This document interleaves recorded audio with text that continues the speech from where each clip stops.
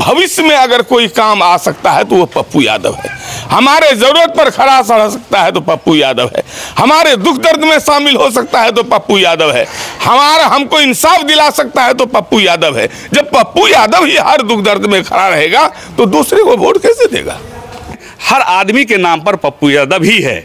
इसलिए कि अभी जो वर्तमान में सांसद हैं वो कोई पब्लिक के बीच में रहता ही नहीं है, पब्लिक उसको पहचानता ही नहीं है। और पप्पू यादव किस गांव में कौन आदमी कैसा है सबके बारे में जानता है। लगता है पप्पू यादव पूर्णिया का नेता नहीं, पूर्णिया का बेटा है। अगर पप्पू यादव के लिए पूर्णिया राम है तो पप्पू यादव पूर्णिया का हनुमान है। और पप्पू यादव का एक प्रभाव है, उसका एक पहचान है, उसका जो है एक घर घर में बच्चा बच्चा उसको जानता है कि पप्पू यादव ही एक ऐसा नेता है जो गरीबों के काम आने वाला है। तो जब घर घर उसको जानता है और हर आदमी जरूरतमंद का वो काम आते हैं तो इतना जल्दी भूल नहीं सकता है लोग ना, इतना सेवा कैसे भूलेगा? पप्पू यादव जात की राजनीति नहीं करता है, पप्पू यादव मानवता की राजनीति करता है। जो आज का परिप्रेक्ष्य है जात पात ये वो उससे ऊपर उठ करके वो नहीं देखता है कि 12 बजे रात में कौन जात का लोग मरा, व्यक्ति मरा वहाँ उपस्थित होता है।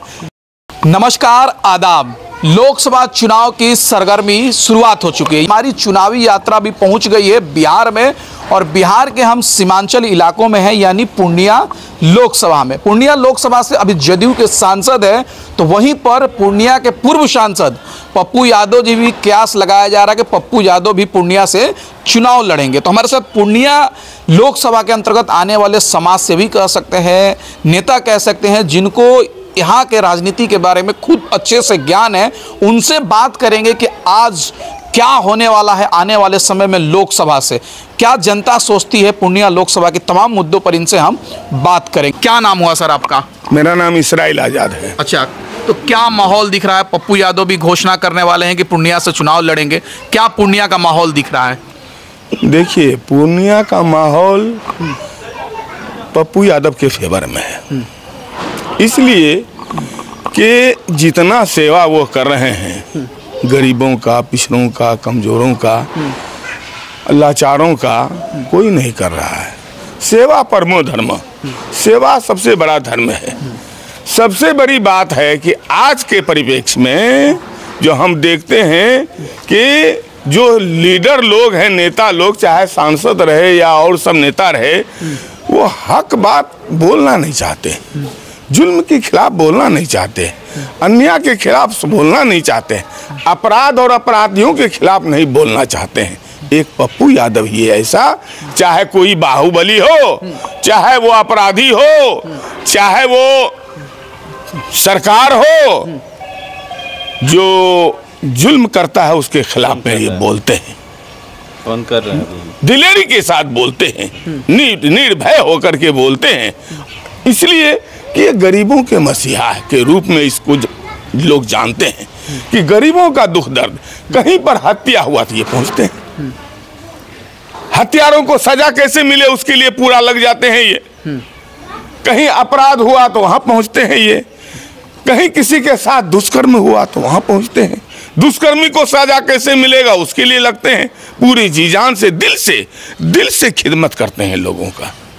लेकिन चुनाव के समय तो ये सब दिखता नहीं है। जनता तो एनडीए और इंडिया गठबंधन पे चले जाएगी, तो पप्पू यादव तो कैसे जीतेंगे? देखिए, अब तक जितना चुनाव लड़े हैं, यहाँ से जीते हैं तो निर्दलीय ही जीते हैं। पप्पू यादव का एक प्रभाव है, उसका एक पहचान है, उसका जो है एक घर घर में बच्चा बच्चा उसको जानता है कि पप्पू यादव ही एक ऐसा नेता है जो गरीबों के काम आने वाला है।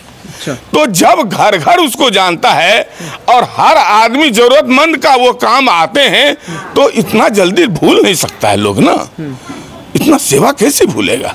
ये एक तरफ इंडिया गठबंधन यानी कांग्रेस गठबंधन है, दूसरी तरफ भाजपा गठबंधन है और पप्पू यादव अपने पार्टी से है। तो ऐसे नहीं लग रहा कि पप्पू यादव कमजोर साबित हो जाएंगे चुनाव में? सब पर भारी रहेगा। अच्छा, तब सब पर भारी रहेगा, इसलिए इसका काम बोलता है, इसका किरदार जो है वो बोलता है, इसलिए ये सब पर भारी रहेगा। अभी पूरे लोकसभा क्षेत्र में अमीर गरीब अगरा, पिछड़ा, दलित, महादलित सब लोग इसके दीवाने हो चुके हैं कि एक हम लोगों का भविष्य में अगर कोई काम आ सकता है तो वो पप्पू यादव है। हमारे ज़रूरत पर खड़ा रह सकता है तो पप्पू यादव है। हमारे दुख दर्द में शामिल हो सकता है तो पप्पू यादव है। हमको इंसाफ दिला सकता है तो पप्पू यादव है। जब पप्पू यादव ही हर दुख दर्द में खड़ा रहेगा तो दूसरे को वोट कैसे देगा? देगा तो पप्पू यादव को देगा, ये तय है। अच्छा, हाँ, आपको क्या समझ में आ रहा है कि पूर्णिया की राजनीति 2024 में क्या होने जा रहा है पूर्णिया से? पप्पू यादव की अनुपस्थिति में पूर्णिया नेता विहीन हो चुका था। पूर्णिया में पप्पू यादव का दोबारा प्रवेश हुआ चुनाव लड़ने के लिए, तो पूर्णिया की जनता उत्साहित है। और काम की बात जहाँ तक है, मैं इसलिए नेता विहीन कह रहा हूँ कि पूर्णिया में स्टेट बैंक का आंचलिक कार्यालय था। यहाँ के नेता के कान में जूं तक नहीं रेंगा, वो यहाँ से भागलपुर चला गया। पूर्णिया में LIC का डिवीज़न ऑफिस आना था। यहाँ के नेता की कमजोरी की वजह से, पप्पू यादव की अनुपस्थिति की वजह से पूर्णिया की जनता ने पप्पू यादव के साथ इंसाफ उस समय नहीं किया, या जो परिस्थिति रही, जो कि डिवीज़न ऑफिस भी जो है तो बेगूसराय चला गया। अगर आंचलिक कार्यालय यहाँ से उठ के जा सकता है इन नेताओं की मौजूदगी में, तो ऐसी परिस्थिति में बहुत सारा काम है, काम गिनाने के लिए लिस्ट। अगर पप्पू यादव MP रहते तो क्या ये रोक लेते क्या? जी, इन्होंने तो लाया था, इन्होंने तो बनवाया था, इन्होंने तो दिया था, दिया हुआ चीज़ चला गया नेता विहीन होने के कारण। एक दो चीज़ नहीं ना गया है, बहुत चीज़ गया है यहाँ से, और जाने का और भी क्रम जारी है। पूर्णिया फिर वही पूर्णिया पुराना रेगिस्तान नहीं हो जाए, इसलिए पूर्णिया के जनता को सोच समझ के फैसला लेना होगा। और रहा पप्पू यादव जात की राजनीति नहीं करता है, पप्पू यादव मानवता की राजनीति करता है। जो आज का परिप्रेक्ष्य है, जात पात ये वो, उससे ऊपर उठ करके वो नहीं देखता है कि 12 बजे रात में कौन जात का लोग मरा, व्यक्ति मरा वहाँ उपस्थित होता है। कोई गार्ड नहीं, बुलेट से चला जाता है, आग लगी होती है, वो नहीं पूछता है कि किस जात का गांव जला है। बिना गार्ड के, बिना ड्राइवर के खुद से पहुंच जाता है। अभी भी एक आदमी का देहांत हुआ, वहां पहुंच गए हैं। तो ये उपस्थिति पूर्णिया में कोई नहीं दे सकता। पप्पू यादव पूर्णिया का नेता नहीं, पूर्णिया का बेटा है, और बेटा का जो है वो रूप है। दूसरी तरफ ये कहें कि अगर पप्पू यादव के लिए पूर्णिया राम है, तो पप्पू यादव पूर्णिया का हनुमान है। और हनुमान रूपी पप्पू यादव का कार्य होता है, मनुष्य रूपी नहीं होता है। वो 2 बजे रात में और 4 बजे रात में अर्जुन भवन पहुंचने के बाद सुबह 6 बजे आपके सेवा में निरंतर लगा रहता है। सिर्फ पूर्णिया के लिए नहीं, बिहार में कहीं कुछ हो जाए वहाँ पहुँचे रहते हैं पप्पू यादव। आपका क्या नाम हुआ सर? मेरा नाम बदरुल हुदा हुआ। अच्छा, क्या समझ में आ रहा है? पप्पू यादव भी लोकसभा का चुनाव लड़ने वाले हैं, और अगर उनको महागठबंधन से, किसी गठबंधन से टिकट नहीं मिलता है तो क्या लग रहा है जनता चुनेगी पप्पू यादव को? निश्चित रूप से जनता इनके लिए तो बेचैन थी। ये 20 साल पप्पू यादव पूर्णिया में नहीं रहे, चूँकि पप्पू यादव इससे पहले जो लोगों की सेवा कर चुके हैं, लोग इनकी सेवा से अवगत हैं, देख चुके हैं। इस बीच में जो गैप हुआ, जो सेवा नहीं मिल रहा है, लोग मर्माहत था। और जैसे ही पप्पू यादव का ऐलान हुआ है पूर्णिया लोकसभा में लड़ने के लिए, लोग उत्साहित है। और केवल चुनाव होने भर देर है, पप्पू यादव जीतना सुनिश्चित है। इसलिए कि इनका जो कर्म है, व्यक्ति कर्म से महान होता है। और यहाँ का जितना भी नेता इस बीच में गुजरा, कोई भी नेता काम के लायक, पब्लिक का कोई काम नहीं हुआ। और पप्पू यादव जब से पूर्णिया में पहले भी थे और आज भी हैं, किसी भी व्यक्ति का कहीं भी कोई कष्ट होता है तो वो पप्पू यादव को कष्ट हो जाता है।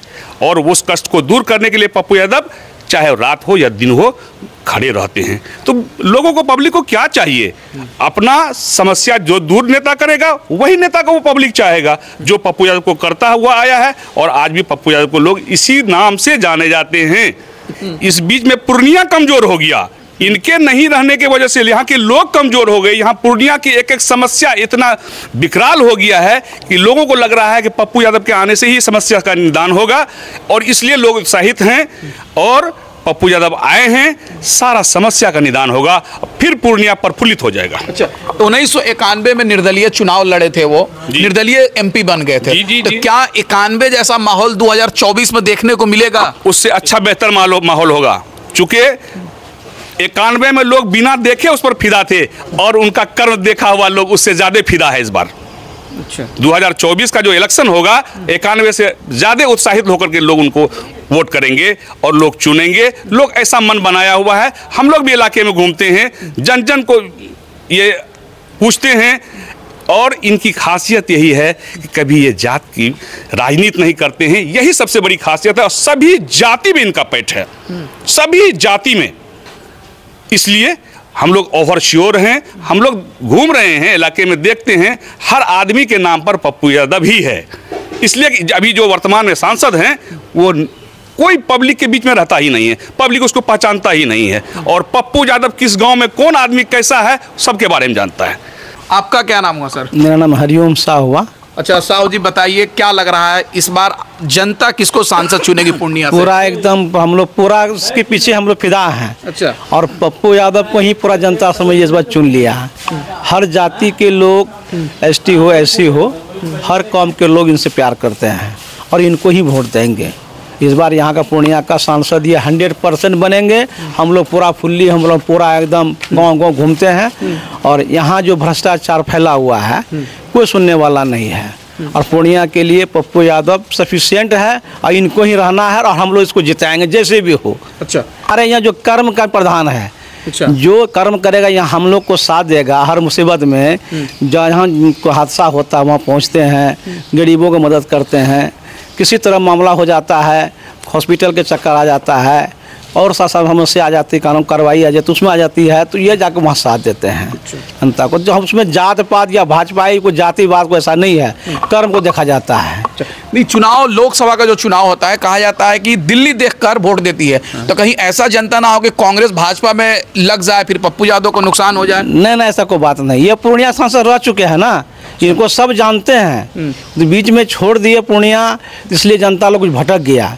लेकिन आप आ गए हैं ना, आप पूर्णिया आप भटकेगा जनता नहीं। और हम लोग इनको सपोर्ट करें और यहाँ हिलेगा भी नहीं पूर्णिया। हमको उम्मीद है कि पूर्णिया सांसद बनने के बाद यहाँ से अब हिलेंगे भी नहीं पप्पू यादव। अच्छा, हाँ, पूरा हम कन्फर्म है इस बात से, हम लोग हैं। मतलब जनता बदलाव चाहती है? हाँ, एकदम बदलाव चाहती है। पूरा भरा हुआ भ्रष्टाचार पूर्णिया को सुनने वाला नहीं है। कोई जितना नेता है ना, कोई सुनने वाला नहीं है, किसी का दुख दर्द नहीं सुनने वाला है। एक सुनता है तो पप्पू यादव ही सुनता है, तुरंत डायरेक्ट फोन उठाता है, डायरेक्ट बात करता है। हाँ। पूर्णिया के लिए पार्टी मायने रखेगा या पप्पू यादव? पार्टी माने नहीं रखता है पूर्णिया के लिए, पप्पू यादव माने रखता है।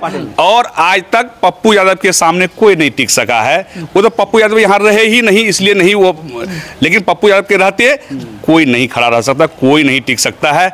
ये ध्रुव सत्य है। अच्छा, पार्टी मायने नहीं रखेगा?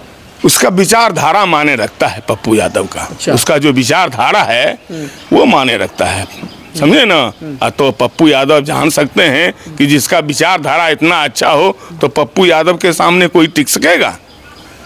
पप्पू ही माने रखता है यहाँ पर, समझे ना, यहाँ पप्पू ही माने रखता है।